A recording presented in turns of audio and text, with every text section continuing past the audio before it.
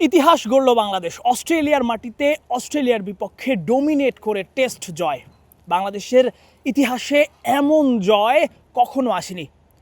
16ই August দিনটাকে mark করে রাখুন। বাংলাদেশের জন্য স্মরণীয় একটা দিন, আনন্দের দিন, খুশির দিন। যারা বাংলাদেশে বসে খেলা দেখছেন তাদের জন্য যেমন আনন্দের, তেমনি আমরা যারা যে সাংবাদিকরা এখানে এসেছি নিজ চোখে বাংলাদেশের এমন ঐতিহাসিক জয় দেখলাম, অস্ট্রেলিয়াকে ডোমিনেট করতে দেখলাম। পুরো 4 দিন বাংলাদেশ একেবারে চালকের আসনে বসে একটা টেস্ট জিতলো, সেটাও অস্ট্রেলিয়ার একেবারে পূর্ণ শক্তির দলের বিপক্ষে। যে দলটায় রয়েছেন Mitchell Starc, Hazlewood, Pat Cummins, Steven Smith, Marnus Labuschagne, Travis হেডের মতো প্লেয়াররা, সেই ম্যাচটা আমরা দেখলাম। এবং আমার পেছনেই দেখতে পাচ্ছেন, ইউ নিড টু সি ইট। আসলেই এই ম্যাচটা যারা যারা দেখেছেন তারা ভাগ্যবান, যারা যারা এটার সাক্ষী হলেন তারা ভাগ্যবান। এমন একটা ম্যাচ আপনি সবসময় দেখতে পারবেন না। এটাই বাংলাদেশের ইতিহাসের সেরা জয়, টেস্ট ক্রিকেটের ইতিহাসের সেরা জয়। বাংলাদেশ মাউন্ট মঙ্গানুইতে জিতেছে, বাংলাদেশ সাউথ আফ্রিকার বিপক্ষে জিতেছে, 2017 সালে অস্ট্রেলিয়ার বিপক্ষেই ঘরের মাঠে জিতেছে। কিন্তু এই জয়ের সাথে কোনো কিছুই তুলনা হয় না। এই জয়ের সাথে কোনো পরিসংখ্যান কাজে লাগে না। এই জয় শুধু একটা জয়। এই জয়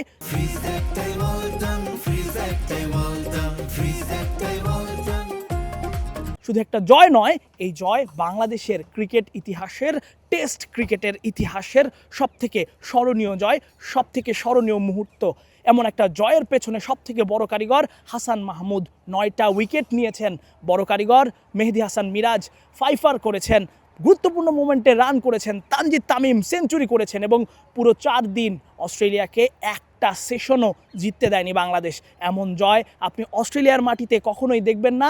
এমন জয় বাংলাদেশ করে দেখিয়েছে। যে দলটা কিছুদিন আগেই প্রস্তুতি ম্যাচে 58 রানে অল আউট হয়েছিল, সেই দলটাই যখন এরকম একটা জয় পায় তখন তাদেরকে সেলুট জানাতেই হয়, তখন তাদের ম্যাচটা দেখতেই হয়, তখন তাদের ম্যাচের ইতিহাসের সাক্ষী হতে হয়। বাংলাদেশ যে খেলাটা দেখালো সেটা নিশ্চয়ই অনেক দিন মনে থাকবে। অন্তত আমার সাংবাদিকতার কেরিয়ারে এই ম্যাচটা আমার জন্য স্মরণীয় একটা দিন, এই ম্যাচটা আমার জন্য স্মরণীয় একটা ম্যাচ। এমন ম্যাচ সবসময় আসে না। এবং বাংলাদেশের এই জয় সেলিব্রেট করা উচিত, বাংলাদেশের এই জয়ে আনন্দ করা উচিত, বাংলাদেশের এই জয়ে উচ্ছ্বাস করা উচিত। যেই উচ্ছ্বাসটা এখন ডারউইন পেরিয়ে ঢাকা পেরিয়ে পুরো বাংলাদেশের, বিশ্বের যেসব জায়গায় বাংলাদেশি রয়েছে সেসব বাংলাদেশিদের উল্লাস করার আজকে দিন। বাংলাদেশের এই জয় উল্লাস করুন, এই জয়ে আনন্দ করুন, এই জয়ে ভেসে যান। এতক্ষণ আমাদের সঙ্গে থাকার জন্য ধন্যবাদ। আমি তাসফিক পলক আপাতত বিদায় নিচ্ছি ডারউইনের মারা আন্তর্জাতিক ক্রিকেট স্টেডিয়াম থেকে ঐতিহাসিক এক জয়ের সাক্ষী হয়ে।